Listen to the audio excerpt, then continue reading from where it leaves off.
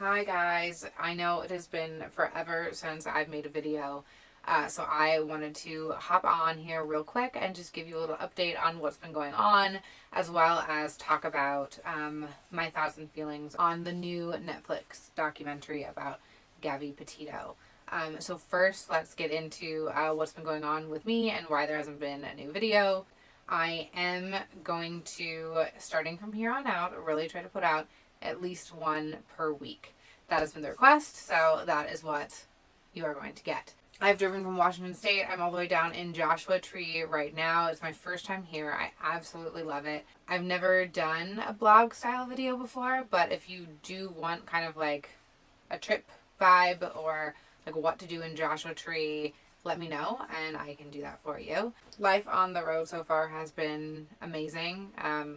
Yes, there have been challenges, but honestly, it's still been everything that I had hoped it would be. My mental health feels better. I get to be in nature all the time. I feel like I'm not stuck in like the daily, just like going through the motions of life. I sleep better at night. I think it's just being in silence and like complete darkness, and my bed is also really comfy. I'm more active because I'm near trails and get to go hiking more often. The weather is better down here. Overall, it has just been, it's exceeded my expectations, and I'm just excited for what's to come.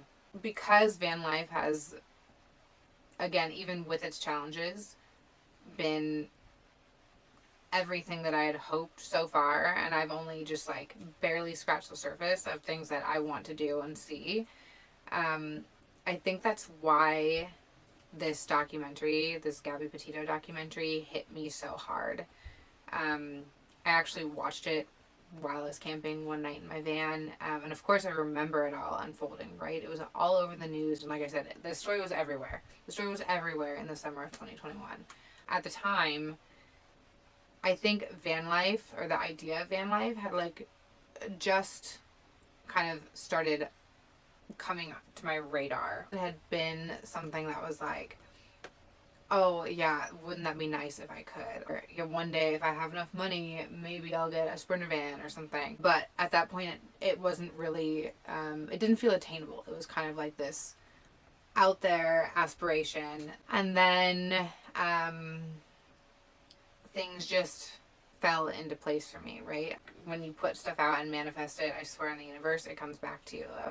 I got a remote job. I started my own business, and the next couple years I traveled a lot with my mom in her van that was left to her from my dad, and I actually built out the back of my SUV and did long, stints in that for a couple weeks at a time. I'd camp out of the back of my SUV, and so it was within those couple years of the summer of 2021 and 2022 when I started thinking, I noticed how much happier I was, even living out of the back of an SUV and just being able to be in nature all the time, that I started thinking even more seriously about this is something that I think I actually want to do.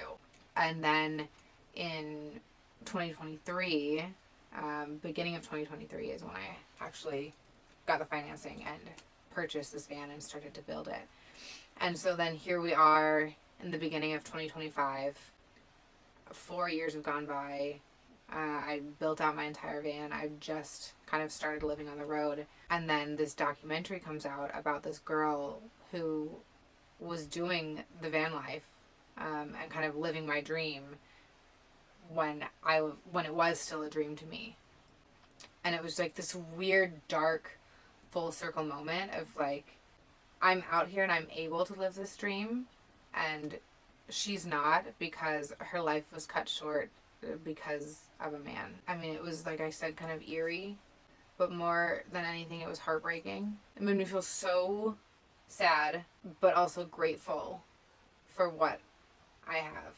I mean, I'm already grateful every day, but just knowing that there are people out there that don't get to do this, So this started out as a journey. Like in my very first video, I talked about why I originally wanted to do van life, and a lot of it was because of my dad, who loved these vans, and all of our weekends as kids were spent camping in these vans, and now he's gone and he's not able to travel in his van anymore, and Gabby Petito's gone and she's not able to travel in her van anymore, and you know, it just made me feel so grateful that I'm here and I'm doing this thing.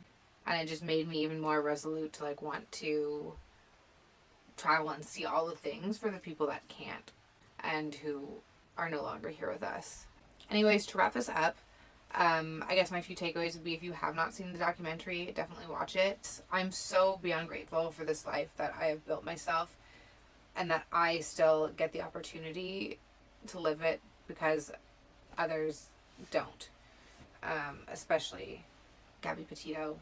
For all of us other female van lifers out there, we will remember you. We will carry on your memory and we will live it up out there for you. And that is all I have for now. I know this was just a quick check-in. Next up is finally the full cost breakdown of the van, as well as a Starlink update to let you guys know how that's been going for the last few months, and some accessories I got for it and reviews for those. So stay tuned.